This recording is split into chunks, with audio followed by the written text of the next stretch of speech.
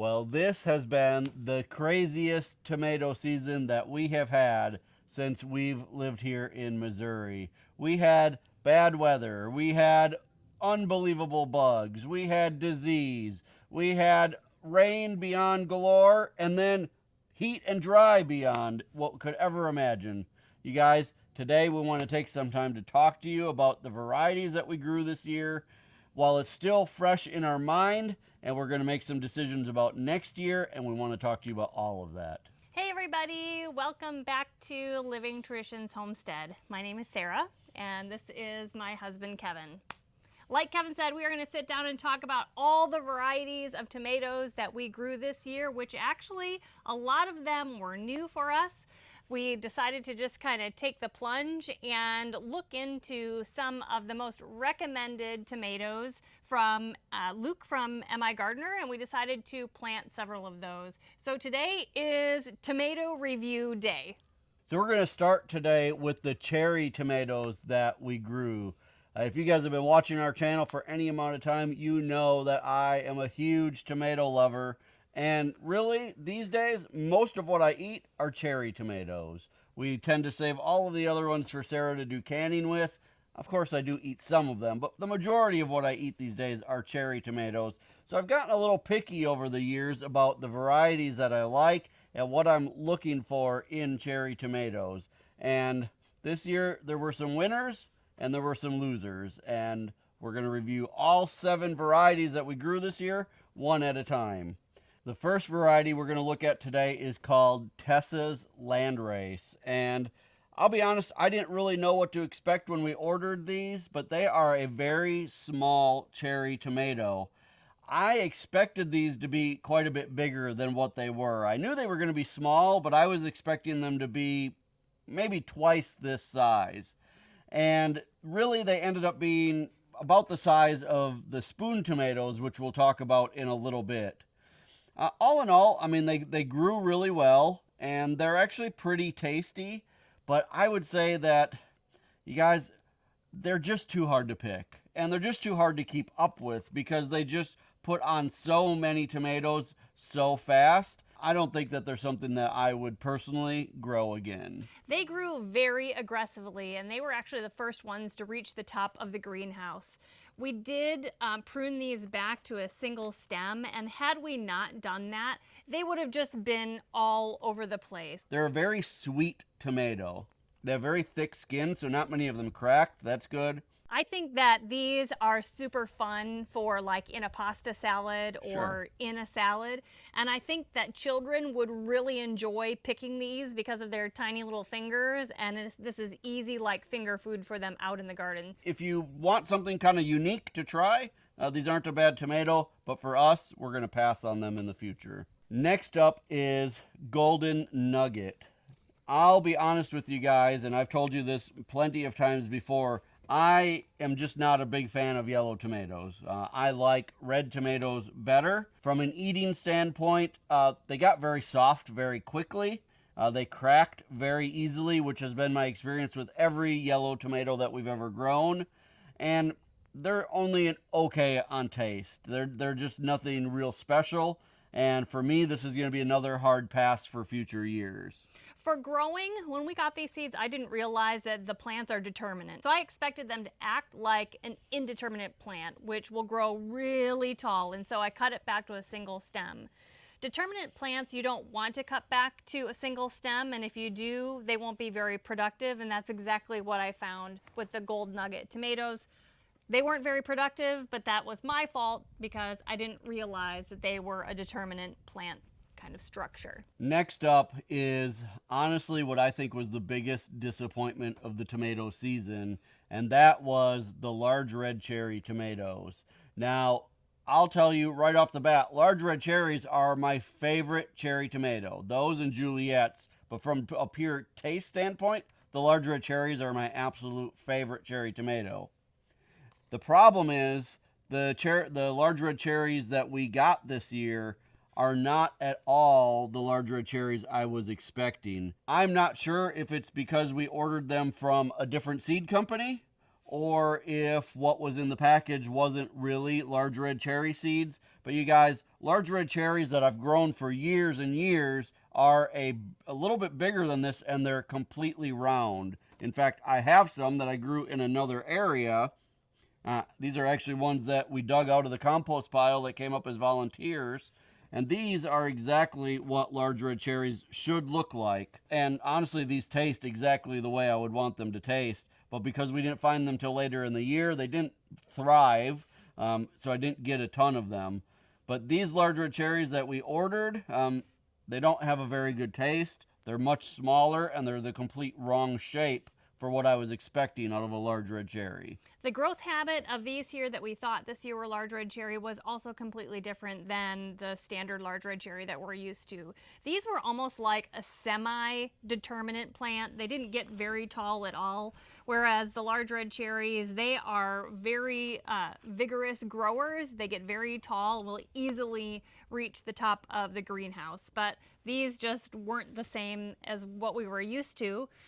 We will grow large red cherries again, but we will make sure to get the seed from the original seed company that we got them from. And then from here on out, I'll be making sure that I just save seed because the large red cherry is an heirloom, and so we'll be saving seed. But if you saw the video that I did just recently, I actually already purchased seed for next year, and I bought enough for 10 years worth of seed, and I did a video about how to save seed long term. So go check that video out if you haven't seen it. So I've already got the next 10 growing seasons worth of the original large red cherry seed on hand. These cherry tomatoes are the red centiflora, and I'll tell you that the growth habit of these is pretty amazing. They grew well up to the top of the greenhouse pretty quickly. They grow these clusters of cherry tomatoes like this, and they're really prolific. They're kind of heavy, you know, but the plant really supports them well. They grew lots of tomatoes, lots of clusters. So that is a positive for these red centiflora cherry tomatoes. The nice thing also is that they did ripen pretty evenly. I mean, you kind of have to choose. There's always going to be a few green ones left. And they didn't split very much, which was really nice. Now, the one drawback that I will tell you about these is that they're not super easy to pick. If you're going to go out and pick an entire cluster like this, it's not a big deal and you can bring that in and you can eat them. But if you're going out to pick them one at a time, the stem on these is attached so hard that it's really hard to get them off the plant. And if you do kind of pull on them hard enough to pull them off the plant, what happens a lot of times, in fact it just happened on this one, is that it splits the skin along the top, which isn't bad if you're going to take them in and eat them right away. But if you're taking them in, you know, to have a bowl of them or something, they're not going to last very long because as soon as you pull that stem off, they split open. Taste wise, they are very good. And I wouldn't rule out growing these again in the future because they were very prolific, fun to eat, easy to eat, and you can just pop them in and go. Now those were all of the cherry tomatoes that we grew in the greenhouse. Now we're going to move on to the cherry tomatoes that are out in our raised bed in the garden area.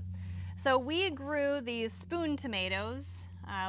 This is the second year we've grown them. Last year we ended up getting seed that was definitely not spoon tomato seeds. These had a crazy growth habit. They were super out of control, growing all over the place, very hard to manage.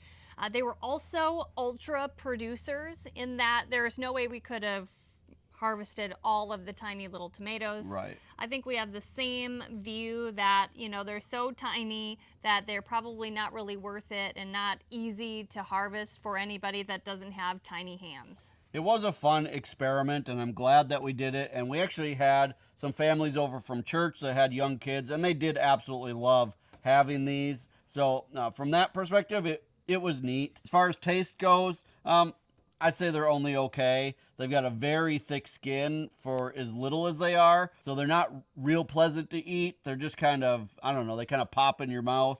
And the taste is only okay. Next up is my other favorite cherry tomato. This is one that you guys have seen me harvest and do a lot of different things with. These are called Juliet. These, along with the large red cherry, are by far my favorite cherry tomatoes. The nice thing about these is they very rarely, if ever, split in the heat of the summer. Now, as far as the taste goes, you guys, these are amazing. These are, I think, second up to the large red cherry as far as flavor goes. The nice thing about these is that they're almost like a paste tomato, so they're a little bit drier. They're not quite as juicy, and personally, I like that. The downside to these is that they're a hybrid, so you can't save seed to grow your own again the following year, which is why I will always grow these and the large red cherry where I can save seed. As far as growth habit for these, they're very strong. They produce pretty early and they produce quickly all the way to the end of the season. Right. Like right now, most of our other cherry tomatoes are just kind of dying back. They're getting tired. Their flavor isn't as good, but the Juliets are really going strong, and that's one of the reasons why I really like to grow them. Kevin mentioned that they're quite similar to like a paste tomato and not as juicy on the inside. And actually, I love that about the Juliets because they are such a super producer that when Kevin starts getting tired of eating cherry tomatoes, yes, it does come to that point in the season where he's had enough, then I can harvest the rest of them and actually turn them into sauce. I just blend them up. I don't even worry about their skins because our Vitamix does such a great job. So that is why actually Juliet is my favorite cherry tomato. I don't like fresh tomatoes ever at all. So the cherry tomatoes, these Juliets, because I can also use them in my preserving, I really love them. Last up are the Geranium Kiss cherry tomatoes. These have a very compact growth habit. They're actually considered like a patio cherry tomato, and they lived up to that. They were very compact. They would be perfect in a pot on a patio. They did get quite heavy because they produced a ton of little tomatoes, so that's something that you would want to take into consideration if you want to grow them. We planted them on either side of both the Juliets and the spoon tomatoes because I knew that they wouldn't go bonkers, and they did a great job there. They stayed tidy. They didn't expand all over the place. They were very easy to keep control of. We did also grow one pot of them up here on the porch, and they did well in a pot. But if you live somewhere where space is very limited, like in an apartment, and you only have space to grow something on a patio, these would be a great option. The taste is very good. They didn't split very easily either. I think the only downside I see to these tomatoes is that they do have like a little tail on them. And sometimes if you're picking a bunch of them and that will get bruised, and a bruise or an opening there may make them go bad quicker if you have them in a bowl out on the counter or something. But otherwise, these were actually a really fun little cherry tomato to grow. Yeah. Okay, we're gonna move on to the larger tomatoes that we grew. We grew mostly cherry tomatoes, but we did grow some paste tomatoes and we grew some slicing tomatoes. Let's start with the paste tomatoes. I just wanted to show you guys how gorgeous these paste tomatoes are. These are my favorite variety to grow, called Amish paste. They are so huge compared to most other paste tomatoes. A lot of the other paste tomatoes, like the Romas that you get in the store, they're like a quarter of this size. So this is fantastic. You can see I have another one here. They're just an absolutely gorgeous tomato, and their growth habit is also wonderful. I picked two examples of each one to show you because I want to be able to cut them in half to show you the inside, just how gorgeous these are. Now, if you don't know the difference between a paste tomato and like a slicing tomato, this is the difference right here. When we get over to the like Jetstar tomatoes, which are a slicer, you'll see that they are just filled with juice on the inside, but a paste tomato is not. And that means when you get ready to make paste out of them or sauce out of them, you don't have to boil them down nearly as long because there's a lot less juice to start with. So you can see a cross section of it and just how beautiful that is. But I also want to cut it in half to show you the size of the core, because people are always worried that the tomatoes are gonna have such a large core. And that tomato barely has any core at all. Yeah. Now, typically, these aren't a tomato that you would grow to just eat fresh, although you certainly can. I actually kind of like them just because they're a little less juicy, and they do still have a great flavor. These are an heirloom variety, and I think that if I had to pick one tomato out of all the tomatoes to grow, it would be the Amish paste. If I couldn't get slicing tomatoes, that kind of thing, these are really versatile. They're still juicy enough that they could be used on a sandwich, but they're awesome for sauce and things like that. Next up is another paste tomato, kind of a different shaped paste tomato, and these are called Jersey Devil. Now, these are very similar. These are kind of like a category of paste tomatoes that have this similar growth habit. I used to grow another variety called Opolka that was very similar to this. The Jersey Devils are a really nice sized paste tomato, which is why they're a fantastic variety. And the inside of them, let me cut inside, you can see very similar. I mean, you could tell they're a paste tomato. They're not super juicy. The one thing that I like almost better than the Amish paste about these is that they don't even have as much juice in them as the Amish paste. So this ends up a very kind of dry sauce, which is what you're going for. A couple things that I don't like about these tomatoes is that well, they don't ripen evenly. You can see here that the bottom of this tomato is, you know, nice and ripe, but the top is still kind of green. I don't like it that they don't ripen very evenly. And that's pretty common. It is, and a lot of times that means that, like, I'm picking them, but I'm having to cut off and not use this amount in my sauce, so it's kind of wasteful. The other thing that I don't like with this shape of paste tomato is that they have this kind of tail that easily gets bonked and bruised or torn open, and then they are, you know, kind of more perishable. They kind of go bad faster. I do want to cut these in half lengthwise so you guys can see what they look like also. They are a beautiful tomato. They probably have a little bit more of a core than the Amish paste. Overall, this variety also splits more than the Amish paste. You can see actually both of these split. They actually heal over pretty well, so it's not like they rot on the vine when they split. That is a negative that they split, but it's not really that big of a deal. The other thing is, when we had the aphid problem in the greenhouse in the spring, these were hit harder than the Amish paste, and we almost lost. In fact, we did lose, I think, 2 plants like this that we had to replant. So they weren't quite as resistant to some of the bugs as the Amish paste. Overall, these are a really great paste tomato, but if I had to get one, it would be just the Amish paste. All right, on to slicing tomatoes, or what everybody likes as just their standard eating tomato. We're going to start with our all-time favorite. This shouldn't be a surprise to anybody who's been watching our channel for any amount of time. This is the Jet Star. This is a hybrid tomato, so that is the only downside that I see to the Jet Star. You guys, they grow so big every year. I mean, this is like a normal sized Jet Star tomato. They are so prolific, and every year they give us amazing results. The taste is unbelievable. I really have nothing bad to say about them. Every year they produce very, very well.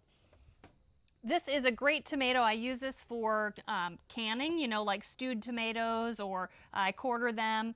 But I also use them to make tomato juice and V8. You can see the size of their core there. It's not too bad at all. This is a fantastic variety overall. We will grow Jet Star tomatoes every single year.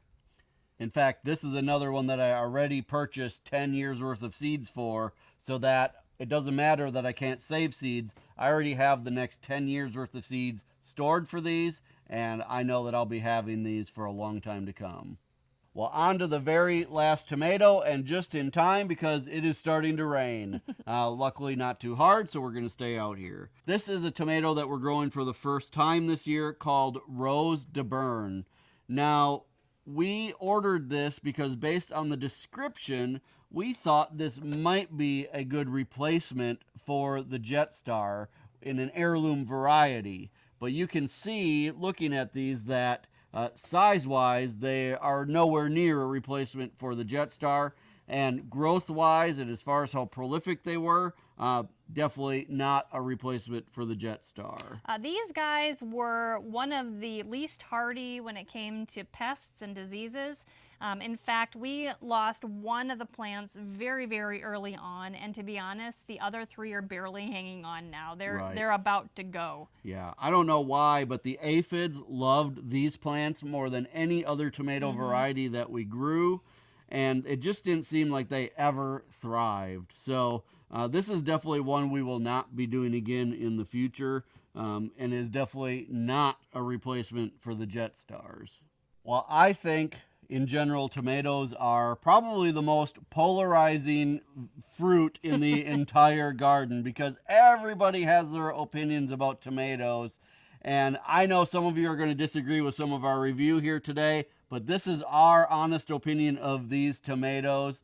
And you guys, we're going to also give you our recommendations for what we're going to be doing next year. Now, one question that we get a lot is where did we order the seeds from? We order most of our seeds from really three different places. We order from M.I. Gardner, from Johnny's, and from a place called Totally Tomatoes. Even though this season started out pretty rough, our harvest has been prolific enough that I will be able to can the tomatoes and the tomato products that we need to get us through this year. Now, things are different for us now because both of our girls are grown and have left the house, so we have less that we need to put up, but I still enjoy it very much, even though I don't like the flavor of raw tomatoes, with the exception of like fresh salsa. I love to grow them, I love to can them, and I actually like the flavor of cooked tomatoes and sauces and those kinds of things. So I know that's a little bit weird. I love to grow them, don't like to eat them, but I do love to process them into wonderful home canned and homegrown food for my family. So let's talk about next year. A lot of these varieties were first year varieties for us this year, and I'll be honest, we're not going to grow any of the first year varieties again next year. Next year is going to be one of those years where, like, this year was a little bit light on the tomatoes. Next year, we need it to be a good production year so that Sarah can refill the pantry with all of the things that we need. So next year, we are going back to growing really our basic tomatoes that we know do well every single year. So for slicers, I really think the only slicer we will grow next year is Jetstar. I have decided that for most of my sauces and cooking next year, I'm really just going to go with Amish paste because they're so consistent and they're so large, and a little goes a long way, and I just love them. And then as far as cherry tomatoes go next year, you guys, I'm going back to my two absolute favorite, the Juliet and the original large red cherry. And that's all I'm going to be growing next year. Now, I'll put a disclaimer in there. It's the fall. We've been growing tomatoes all summer long, and it's easy to say right now that that's all we're going to be growing next year. But you guys know how it is. Come about January, February, when the seed catalogs start to come. They start coming in like November now. I know. And you start to read the descriptions, and the memories of summer start to fade a little bit. And you start to go, well, this one looks good. Right. And this one looks good. Right. And then you guys leave comments on the videos Right. telling us new varieties. And I look those up and I think, oh, that one sounds good. So that is our plan for next year, is to do Amish paste, Jetstar, Juliet, and large red cherry. And that's it. But I bet some of you will be trying to convince us otherwise by leaving in the comments below what your favorite varieties are. And especially if you live in a warm climate, let us know what your favorites are.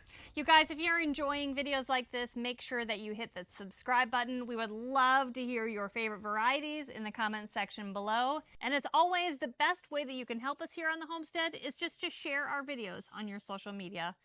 Until next time, thank you so much for stopping by our homestead.